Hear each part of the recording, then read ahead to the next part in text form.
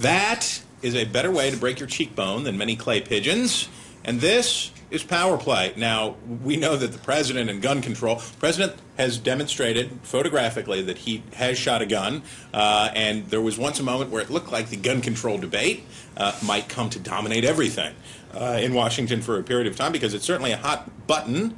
But now, in the week since the president tweeted the picture of his unorthodox trap shooting style, the gun control debate has faded and faded and faded, and now we see that it may be on the edge of irrelevancy, as what had been the only bipartisan coalition put together to try to do something on the subject has foundered, and Charles Schumer has broken up with his would-be Republican allies on the question of a universal background check legislation. So what does the future hold? Do you know who knows?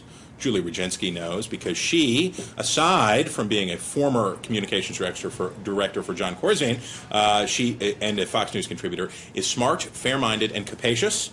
Also smart, fair-minded, and capacious is Ford O'Connell. He is a Republican. He is the chairman of the Civic Forum PAC, and he is a former advisor to John McCain's presidential campaign, among other things. Ford, welcome. Julie, welcome. Thank you. Thanks. Capacious. Right. I didn't know there's going to be an SAT component to this. Well, that's all right. He gave me too much credit for being smart. Well, look, it's a law of averages, guys, okay? So we'll round everything out. Ford, you know how to shoot a shotgun. I believe that to be true. You know that you don't press your cheek up against the barrel like that and hold it that way. But anyway, to Julie's point, there is seemingly an acceptance, and this was Joe Manchin, NRA loved and loving Democrat from West Virginia, of having some universality of background checks, maybe exempting family gifts or single weapon sales or something like that, but broadening out background checks. But this registry question, which is where it seems to be where the divide is,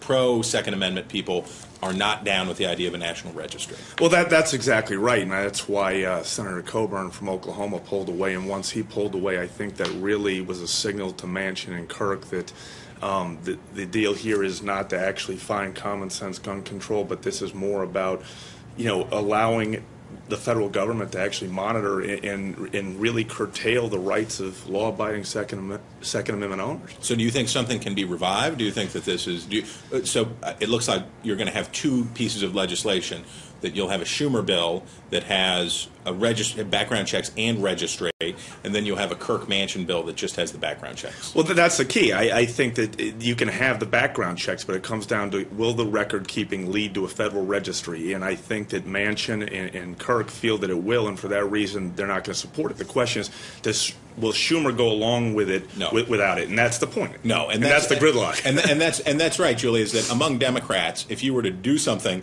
as Ford has described, that expanded background checks but didn't let the federal government track the purchases, that you get to the point where there's not much reason for Democrats to go along, right? Yeah, and from a common sense perspective, what's the issue if you're a law-abiding citizen with registering your gun? I register my car, you register a fishing license. What's the problem? I don't understand Ford, it. Ford, I'll let you handle that one. But you're allowing Big Brother here to actually track people that actually have a right to do things, but you're also assuming that criminals are going to submit to a background check, and I think that's the real issue, and that's why I actually have a lot more hope for the gun trafficking bill, which is one of the four bills being proposed in the Senate. And I think the idea that if you are somebody who's lawfully allowed to own a gun and you sell it to someone who's barred from owning a gun, you should be, criminalized for that. And also, and I think this is going to be really hard to put in there, is if you are basically selling it to someone who's allowed to own a gun, but you think they're going to use it to commit a crime, that's what they're trying to do. And I think that Leahy's straw man gun trafficking bill, I think, has a lot more potential. But again, between the two, the goal here is to lessen gun violence. Big Vinny 323 says a background check works if you have been caught doing something wrong in the past. That's exactly right. And so it isn't predictive. And the problem.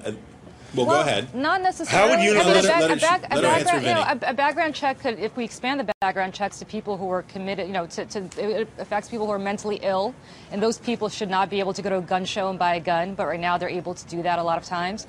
So it's not just people who've done something wrong in the past, it's people who really shouldn't be owning guns, even when they haven't done anything. I mean, people who are severely mentally ill. And so right now... Well, Ford, you get the last word. I think we need to find a way to do this. I think the straw man gun trafficking bill is a lot better way, and I do not think that universal background checks would have stopped Adam Lanza from getting the gun and causing Newtown, and that's the point. Okay, there it is. You've heard from two smart people, capacious both. So we thank you, Julie, and we thank you, Ford.